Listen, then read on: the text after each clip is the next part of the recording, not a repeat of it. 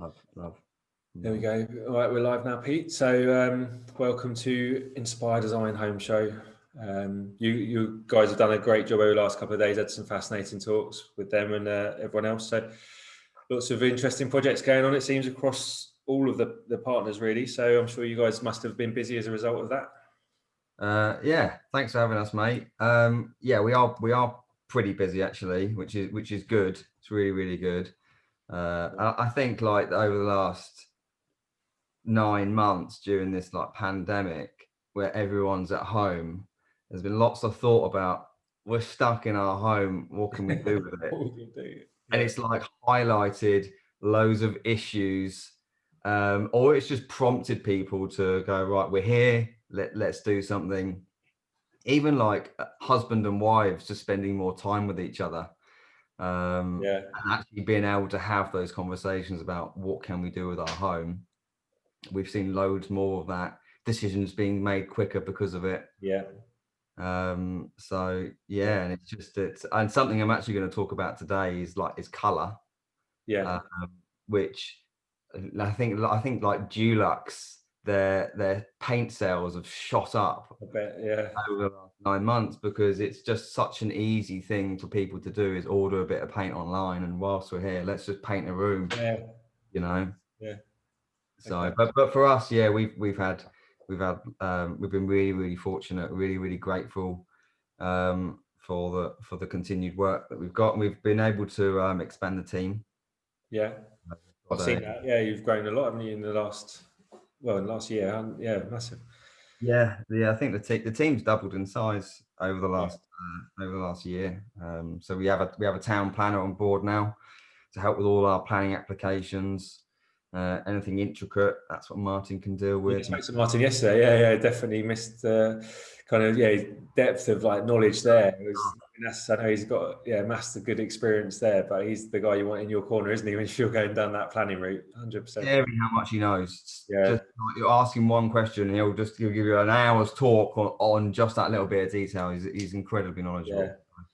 So for anyone that missed that, by the way, that's on demand in the in the expert talks area. So just go and listen into that, because there is a ton of knowledge. Anyone that's going down that process, then obviously to get in touch with you guys. But cool. All right. Well, it's a couple of minutes past 11, so we'll make a kind of an official start. Let you introduce yourself. So I'll just kind of bring up the screen. So everyone, I'm delighted that Pete's been able to join us today from DesignWorks Studios. So I'll let Pete introduce yourself, mate. Go for it if you want to tell everyone about DesignWorks Studios and how the journey's been so far.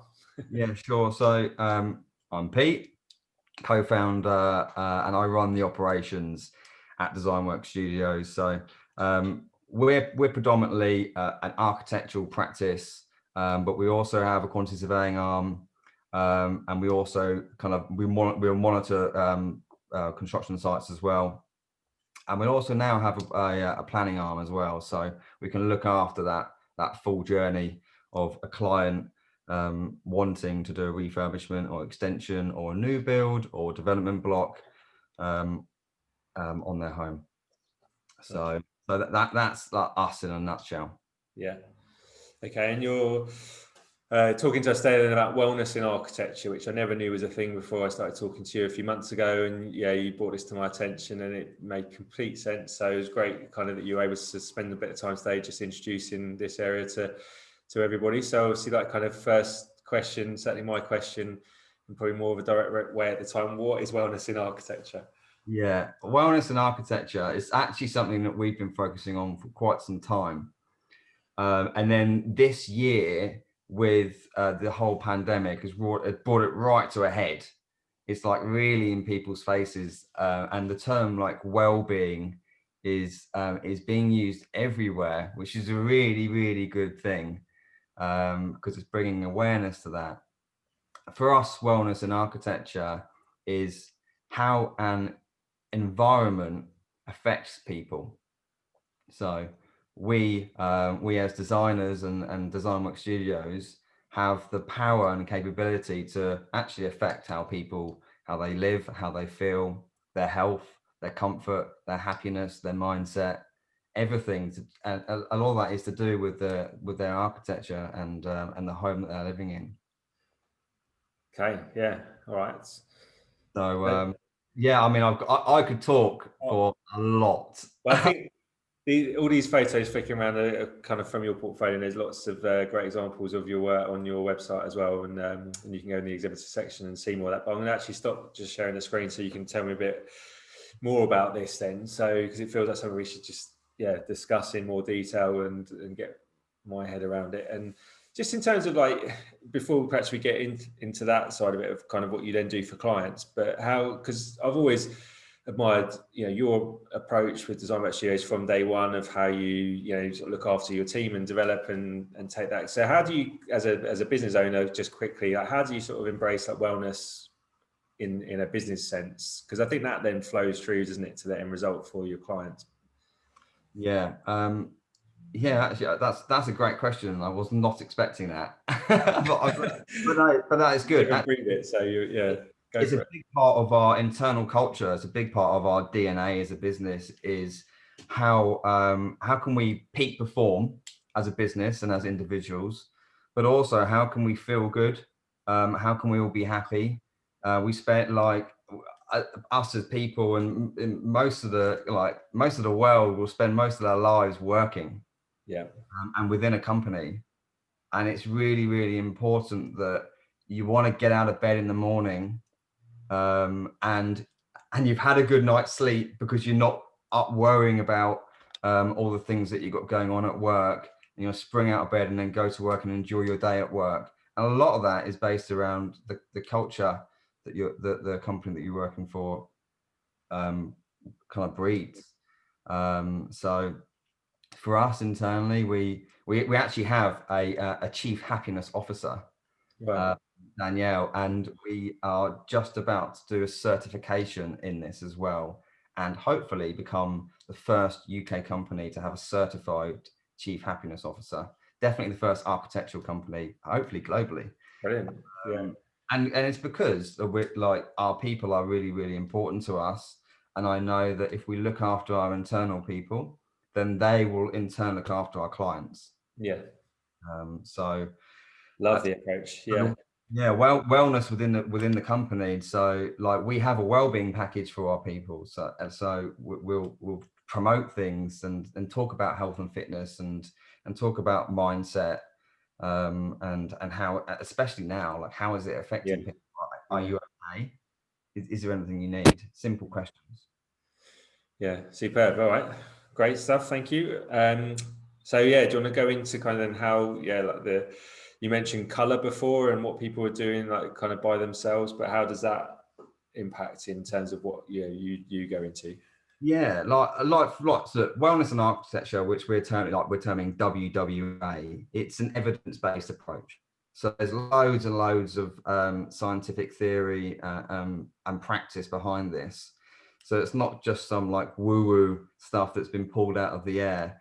There's lots and lots of research, and there's actually lots and lots of research in the commercial sector, like in workplace environments. So the office.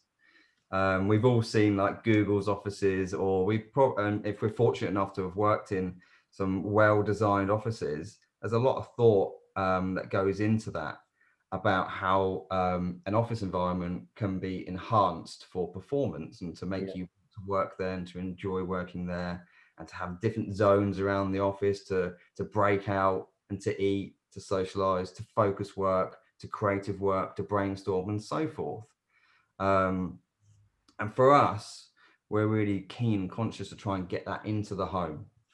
And actually, how can we optimize a home for creativity and for comfort and for health and for well-being, and not just think about, okay, yeah, so in a really simple form, how would a home be designed? A client might come to us and say, guys, we would like a 4-bedroom house. We want an ensuite in each of the rooms, and we want a big open plan kitchen downstairs. We have a dog, so we just need an area to like a boot room maybe, so we can clean the dog in that area. And we have a couple of kids as well, and that's that. So we'll design a house around that, and we'll make it look amazing. So aesthetically, tick, and then the kind of the deliverables of that: 4 bedrooms, en suites, a boot room for the dog, and a nice open plan kitchen. Tick. But there's so much more to designing a home than just those deliverables, and just there's a lot more than it. And it's like, how can we now make each area of the home efficient? So, example, bedroom.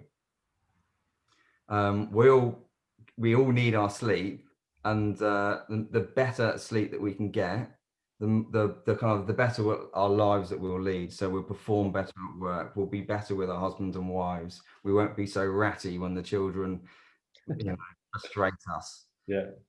And a lot of that revolves around us having a good night's sleep. So how can we optimize a bedroom? And it's simple things to start off with, like blackout blinds. It's really, really simple, but like actually just making the room super, super dark for us to go to sleep. And temperature.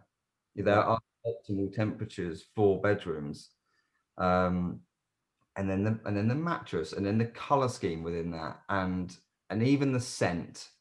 The smells that are within those rooms. There's lots and lots of things that can go into that to help optimize sleep. Yeah. And that could be, and that's the same around the rest of the house. So maybe like, especially now, like, because we're all locked in our houses, and we're all seeing the flaws of them.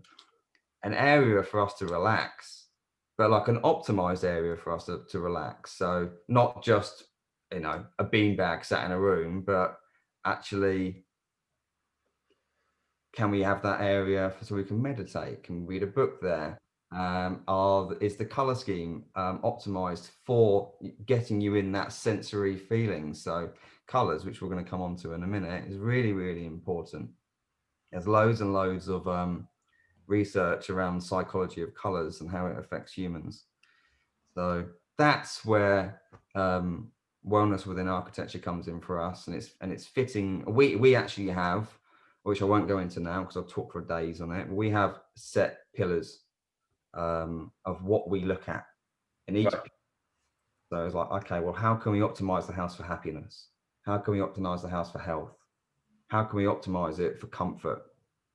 How can we optimize it for someone's career? So to peak perform in their career, let's get home right before they go to work, or even if they're working from home. Yeah.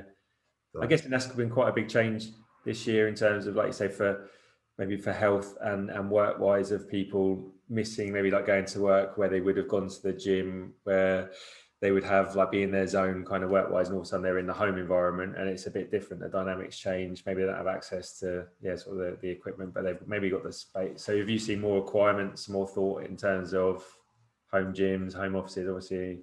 Yeah, definitely.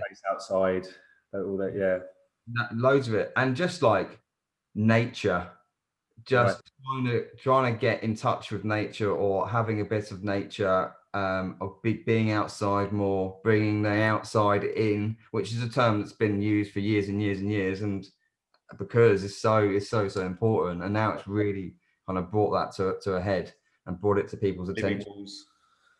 Living walls, yeah. Like, actually, I'm gonna come on to that later about nature, and I've got 7 points here that any homeowner can just quickly implement to enhance their wellness at home.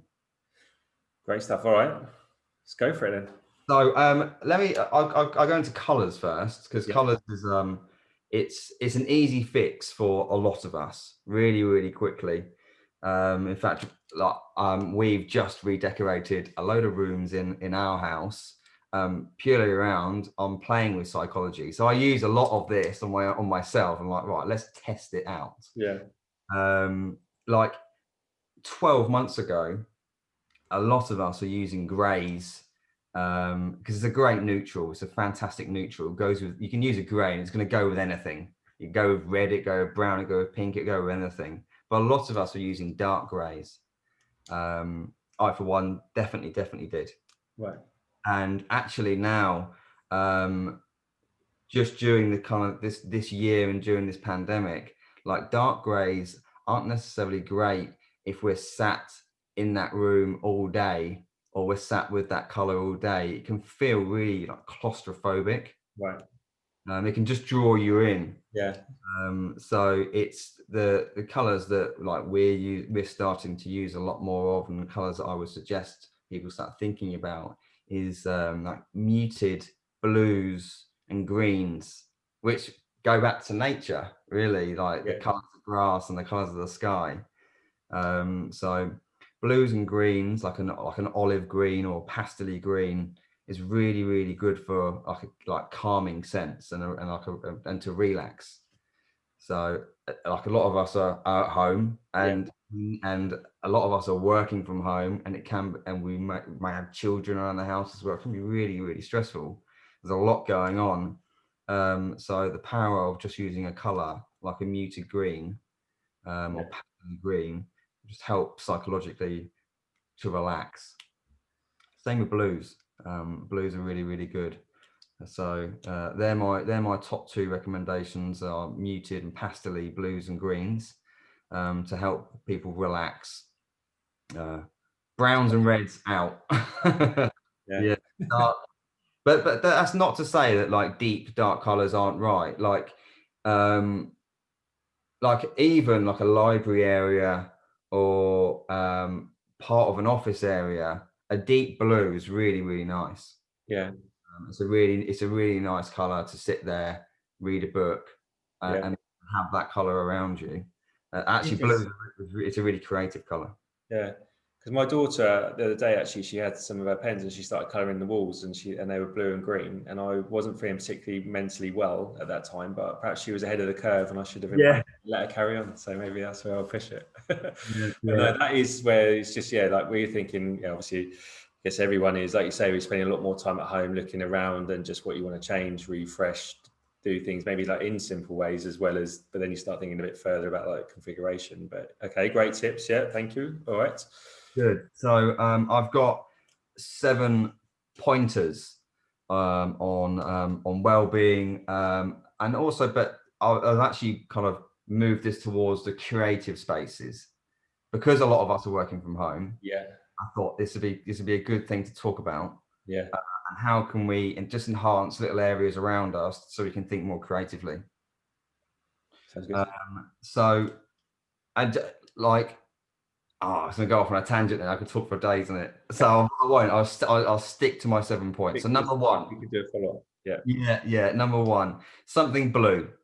So in your working environment, so say you've just pinpointed an office in Yeah. your home, and you just something blue within the area, whether that's a blue piece of art, and artwork doubles up as well. So having art within a room, within an area, actually doubles up on creativity. If it's blue, you've got a win-win there. Right. So, but even if it's a blue painted wall, or you can see the sky outside, Yeah. or your kitchen cabinets might be blue. Not that I'm saying you should work in your kitchen, but some of us, including myself, we have to do that right now. So the color blue, it's proven to kind of get your creative juices going. Okay. Number two, nature. Try and get some nature within your home, and even like if you can just see the outside, see a bit of green where your office environment is. So like having a window and having natural lighting is great, but actually if you can see some greenery, Yeah. there's loads and loads of science behind how that helps psychologically. Okay. So like when I was doing loads of research in this, and there was 2 pictures, and this is kind of the same tip here. One was a corridor and it was just painted white and it looked dull. It was just, all right, fine. Yeah. Same corridor, but they'd photoshopped a forest mural going on either side, Yeah. and it brought it to life. And you just look at that photo, and you'd immediately feel like, I feel a lot happier now just by looking at that, purely because there was green, there was the forest mural on there. Yeah. So, like part of like tip 2B is if you can't see the outside, bring it in and you can have a big mural of a forest on a back wall, or you can have a big picture, big bit of artwork showing greenery, showing nature, as well as bringing plants in. Bringing plants is quite an obvious one. There's lots of people know about that, but actual the kind of the fake actual bit on the wall there Yeah. is still helps, still works, still gives us that psychological hit that we need. Great. Okay. Yeah. Number 3 is face your space. Okay. So let's think about our desk position. We don't want to be facing a wall like I don't know, it can be difficult for us, and I've seen like where you're just cramming in a desk like underneath the stairs, Yeah. which can be really cool spaces to do so, as long as you're not working there all day. Like you might go and work there for a couple of hours because you've got some focus work you just need to hone in, small space. Yeah. But for a creative space, you should actually be facing it. So you're sat and you're facing the room and you can see everything that's going on in the room. If you're creative thinking, face your space. Yeah. Great. Okay. Number 4 is music and noise. Yeah. I'm not, when I say noise, I'm not thinking like children crying in the background. A bit too much. Yeah. But the whole like coffee shop vibe, you know, that coffee shop sort of noise that it's in the background. You can't necessarily hear what's going on, so you can't hear what people are saying. Yeah. But you can just hear all the noise in the Yeah. background. That is that sort of noise level, that decibel of noise level is proven to help creative thinkers and just to get you in the zone. So and music as well, just make sure the music's not too loud or not too quiet. It's got to be at that coffee shop sort of level. Yeah. Yeah, I've said to you before about how much I like taking a stroll just to go and get, in the good old days when you go out and get a coffee, but just for the atmosphere, just go and sit there for a bit and just kind of get in the zone and just, there's a lot to be said for that. And now I constantly just got music going in the background of and instrumental type things as well. I've got into as well, just kind of stuff that doesn't distract my head of like thinking about what's going on, but it just kind of makes me feel relatively relaxed. So yeah, I definitely can buy into that. Yeah. Number 5, fill your walls.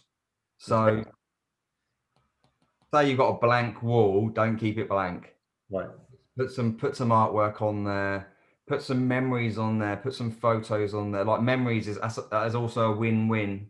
Like having memorabilia like within the room, because it brings you back to fond memories, which makes you happy Yeah. and helps with your work. Right.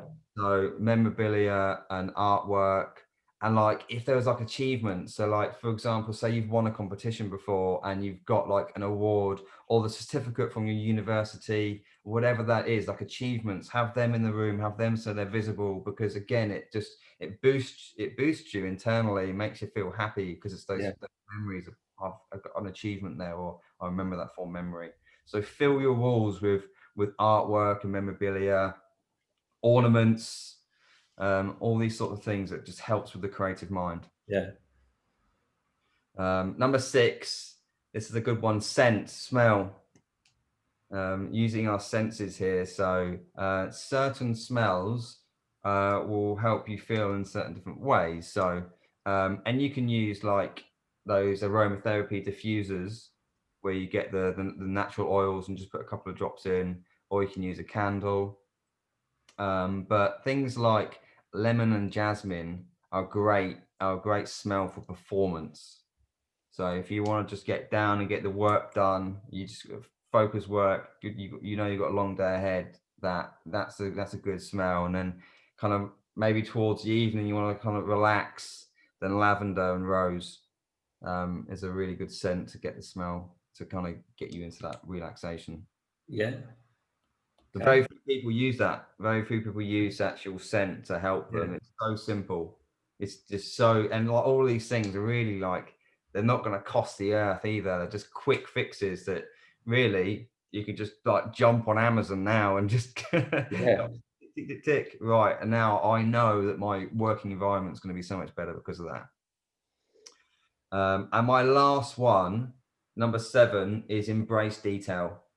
So rather than just like imagine like just a box and it's just all the walls are just plain Jane, there's no detail to them, but actually having some like architectural detail, some ornamental detail, like the ceiling cornices that go around the top of the ceiling, or like the deco rails, or the wall paneling, just detail, even like skirting boards, like a little bit of detail in a skirting board, that sort of thing can help with creative thinking.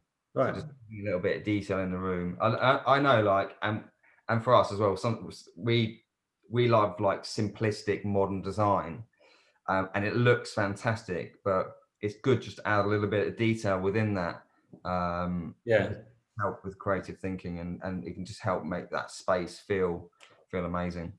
Okay. Superb. Feel better already. Good. Good. Well, I know I've waffled on now for 25 minutes, so I'm over my limit. That's good. I'm number 7's done. So we're covering a lot there. So yeah, definitely. I think that's given everyone tons to think about and very practical tips as well, which is perfect.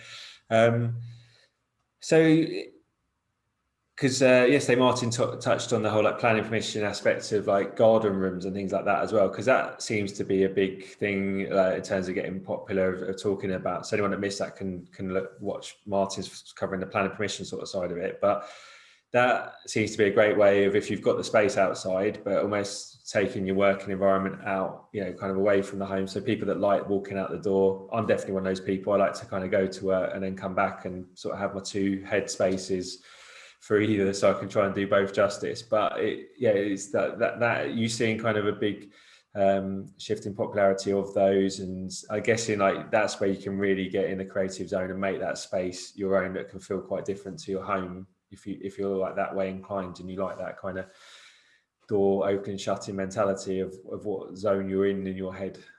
Yeah, 100%. If you've got the space, I'd highly advise it. Yeah, is to separate a home and a workplace.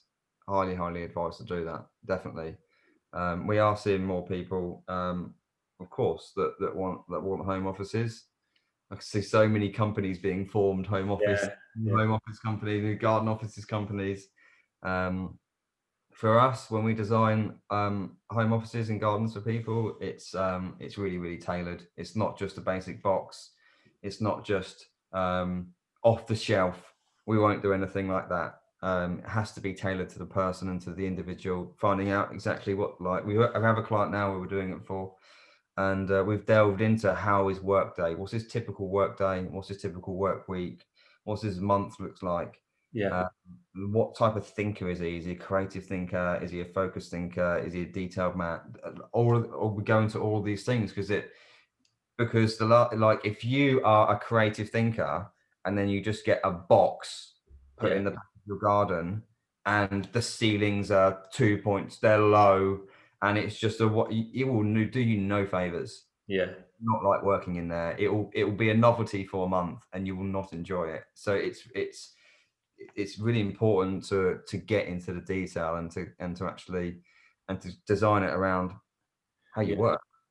Sure. Like, how you want to work. Maybe not know how you work now, but how should you be working to be a peak performer within your career. Cool. Okay. Good. All right. Well, that's brilliant, Pete. Thank you. We'll take a couple of questions in a sec. So I'm just going to go back to kind of where we've looked at before, but just for everyone's benefit, really. So if you've got any questions for Pete, the team, at any point, really, they're doing the live chat this weekend, but also there's contact details in the exhibitors area to go to. And Pete, you're also offering this offer for everyone that's coming through from Inspire Design Home Show. So do you want to just give a quick intro to kind of what that encompasses there? Yeah, sure. So the virtual consultation is us really hosting a design workshop with you virtually, so over a video conference, and we'll pull together a couple of 3D concepts. So very crude, very basic, but we'll definitely give you some great ideas about your home and what could be done with it in a 3D form. So I know, like, for us, a lot of our clients really struggle with looking at 2D plans and it giving them a headache and not really being able to visualize that. So 3D is something that we roll out as standard with all of our clients, and we're going to show like a basic form of that within this virtual consultation. So Great. Cool. Okay. And then we'll get on to some, to go through a couple of questions then. So one thing before we get on a couple of questions actually as well is just wanted to talk about like the virtual reality aspect, because everything you've said today, I know there's some good practical tips, but I'm also thinking about people that are then thinking about completely changing their home space and thinking ahead of their office environment, their gym environment. And so really just talk about virtual reality and touching on that and how you've kind of embraced that, because that is basically you stood in your future home, isn't it, before a brick's been laid. So how can people, what do they need to think about like with that in mind, or what do you offer in that area? yeah, so in part of our sort of in our design process, in our stage 1 process, we'll go into VR, into virtual reality, so a client's able to see the space before it's built, and then we can talk about all these things that matter to a client. So like the floor, like we start off with the 2D floor plans and the sketches, because it's really important to get all of that work done, and then we'll go into the 3D and see that in a 3D form. It's great for a client because they can then start making informed decisions. Whereas before, we're looking at 2D, they're really, really relying on us, which is good, which is fine. But it's the client's home at the end of the day. Although we look at things in a different perspective, which is good, they know how they live. So for them to be able to see it in 3D is really powerful for them. Brilliant. Yeah, great. Okay. So in terms of questions then, so Pete, have you got any tips to think ahead in regard to like family changes, i.e. offices becoming bedrooms? So I guess it's that whole kind of how far do you go with this if people are thinking, I don't know, like it sounds like kind of children are on the horizon, and you've got kind of dedicated space at the moment, and how much you'd invest maybe in certain rooms if you know they're going to be changed at some point, or how to think ahead with that. Any tips how to approach that at all? So sorry, is that tips on if they're using their bedroom as an office, or It says tips to think ahead, i.e. family changes going from an office to a bedroom. So I guess it's almost like if you've got the chance to kind of create this amazing space as an office that might then be going at some point, but how do you, I'm reading between the lines, but kind of like, I guess it's thinking ahead of like making an actual space still somewhere else, or thinking about the garden scenario, I guess, of, yeah. No, that's a good point, because actually in today's world especially, it's super fast. Like everything is moving mega fast. Like a year ago, not 10% of companies were using flexible working. Now every company's been forced into doing it. And then next year, when we're out of all this lockdown, probably a lot of companies, probably 50-60% will still carry on doing that flexible working. So it's like the world's moving quickly, and actually designing homes around adaptability and longevity is important, because they have to be designed around being adapted quickly when the time comes. So it's I mean, we could go into a lot of detail here, but it's simple things. It is thinking about, okay, well, how am I using it on day 1? Today I'm using it as an office. How might I use it on day 2, which might be 2-3 years down the line? Well, we're planning on having another baby. It's going to be a bedroom. Let's not spend all that money on inbuilt furniture then, or all that inbuilt library, because it's going to be a waste, and we're going to have to take it out. But let's do think about, like blinds, for example, getting those blackout blinds in there. Paint on walls is easy changing, but the lighting is an important one. Like a lighting in an office will be completely different to a lighting in a bedroom. Yeah. That can be as simple as just changing a bulb. Like you want lighting in your office to be more like a natural light, like a white light. And you want your lighting in your bedroom to be more of a warm, mulling down sort of light. And fortunately for us, now we can change bulbs really, really quickly. But it is making sure the light fittings that you put in that you can change them. Yeah. But the last thing you want to do is have a bedroom where you've got these big bright white lights in there. It's because you turn that on just before you go to sleep. When you're getting ready to go to sleep, it'll wake you up. Right. Okay, cool. All right, last question. This is from me, but what's the coolest thing you've designed in someone's home?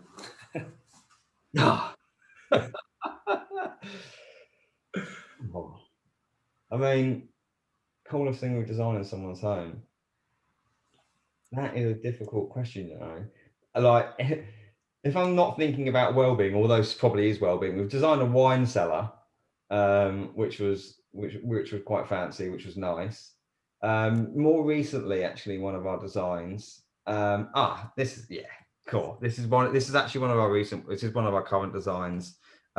We have a natural pool that goes. It starts inside the home and flows outside.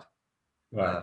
So that's pretty cool. So the client, they can have a swim inside and they can from inside to outside. So yeah, that's definitely the number one at the moment. Yeah. Cool. All right, Pete, look, thanks a lot. I really appreciate you giving up so much time today to go through all of that. This recording will be available for everyone else as well shortly on the website. So definitely get in touch with Pete and the team via their profile. So yeah, leave it there. Thanks very much. So, have a good rest of the day, Pete. Cheers. bye.